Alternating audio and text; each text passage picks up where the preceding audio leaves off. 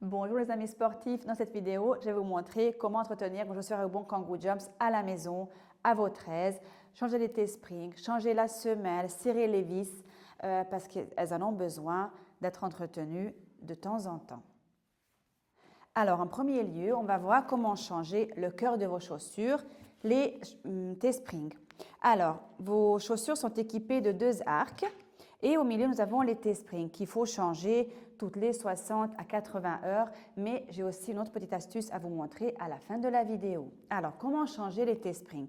Vous allez prendre vos chaussures à rebond de cette manière-là entre vos jambes. Et avec la paume de la main, vous allez appuyer sur l'arc d'en bas. Vous appuyez et hop, elle se déboîte. On va la tourner pour totalement l'enlever. Donc après, nous allons enlever la T-spring. Alors, avec la paume de la main, on va tourner la main dans ce sens, mettre la main sur la coque de dessus, appuyer bien et avec l'autre main, on va juste enlever la T-spring. De cette manière-là, la T-spring qui est usée, on n'en a plus besoin, donc on va la jeter, ça va, on ne va plus s'en servir, donc c'est la poubelle. Okay? Alors aujourd'hui, j'ai choisi de mettre des T-springs jaunes sur ces chaussures-là. Alors, si vous observez bien, sur vos coques, vous avez d'un côté un petit cercle sur un côté et sur l'autre côté, vous avez un petit triangle. Également, sur les T-springs, c'est pareil. D'un côté, vous avez un petit triangle et de votre côté, un petit cercle. Donc, sur les deux extrémités. Alors, il faut bien regarder. Chez moi, ici, j'ai un petit cercle. Donc, je vais chercher sur mon T-spring le petit cercle qui est ici et je vais l'ajuster de cette manière-là sur la coque. OK? Alors, comme pour l'enlever, on va faire pareil pour la remettre. On va prendre entre nos jambes, mettre les bouses de cette manière-là, tourner notre paume de la main, appuyer sur la coque du dessus et remettre la T-spring. D'accord? Voilà, donc elle est remise. Et alors, il ne nous reste plus que remettre la coque du bas. Alors également, on va regarder où se trouvent nos deux petits points de repère, donc le cercle et le petit triangle, et ainsi que sur la coque. Alors, on va en premier lieu donc remettre, chez moi c'est petit triangle avec le petit triangle, d'accord? On remet entre les jambes, avec les deux paumes de la main, on va appuyer et on va la remettre. Voilà. Alors, comme promis, la petite astuce que moi j'utilise pour regarder si mes T-springs sont usés ou pas, est-ce que je dois les changer, quand je dois les changer. Donc, au lieu de compter les heures, 60 heures, 80 heures d'utilisation, on ne va pas non plus les noter dans un petit cahier, mais alors l'astuce est que, donc, comme j'ai déjà dit au début de la vidéo, vous avez les deux petits points de repère, donc le cercle et le triangle de l'autre côté, aussi bien sur la coque que sur les T-springs. Si vous voyez que les deux petits repères sur le T-spring et sur la coque commencent à se rejoindre, si le repère de T-spring vient cacher le repère sur la coque, et bien dans ce cas-là, il faut changer les T-springs puisqu'elle devient usée. Et tout le rebond, toute la tension revient sur les coques et elle risque de casser. Alors, quand vous changez vos T-springs, il faut profiter un peu de regarder si les vis de vos chaussures à rebond Kangoo Jumps sont bien serrées. Parce qu'en fait, des fois, elles risquent de se desserrer. Alors, quand vous entendez vos chaussures faire clac, clac, clac quand vous sautez, eh bien ça, c'est un signe que les vis sont dévissées, desserrées. Alors, dans ces cas-là, vous prenez une clé Allen de chez Ikea. Vous en avez tous, à mon avis, à la maison. Vous prenez une petite clé à Allen et alors, quand vous changez vos T-springs, il faut profiter pour checker, revoir si ces vis sont bien serrées. Alors ici, elles sont bien serrées, donc il n'y a aucun problème. On peut sauter avec.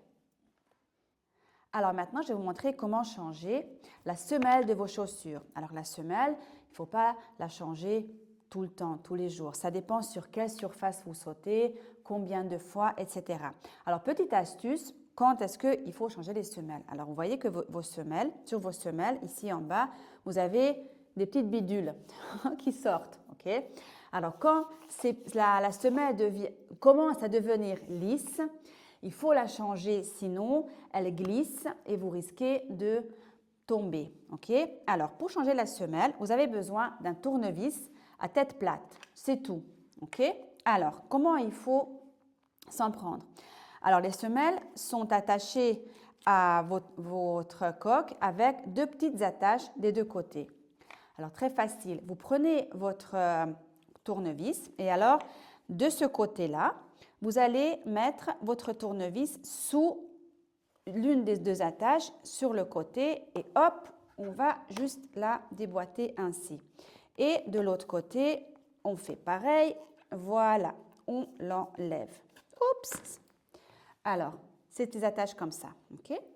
Et alors, l'autre côté, il faut juste la déboîter et voilà. Donc, nous avons la semelle et les deux petites attaches. Donc, quand vous commandez dans un web shop des semelles, vous aurez donc deux semelles et 4 petites attaches, ok?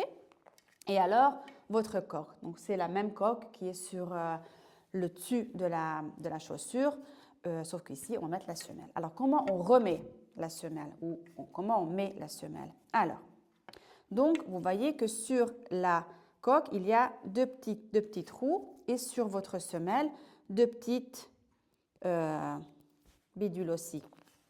Alors, on va mettre dans le trou et alors, il y a une petite attache qui vient de ce côté-là. Ça, on peut remettre aussi avec la main. Voilà, c'est pas très difficile. Voilà, d'un côté. Et alors, de l'autre côté, ça va être un petit peu plus difficile. Enfin, plus difficile. On aurait besoin. Alors, l'autre côté, donc on aura besoin donc de l'autre attache.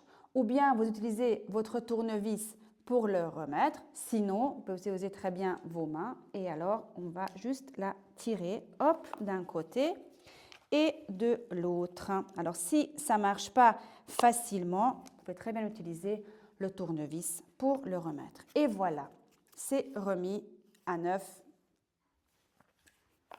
J'espère que cette information a été utile pour vous à vous débrouiller à la maison tout seul.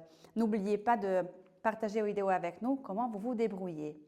Toutes les parties de la chaussure sont changeables, aussi bien la semelle, les T-springs, les coques, les boucles, les straps, le chausson, même la charnière peut être changée. La seule chose qui ne peut pas être changée sur la chaussure à rebond Kangoo Jumps, c'est la botte extérieure.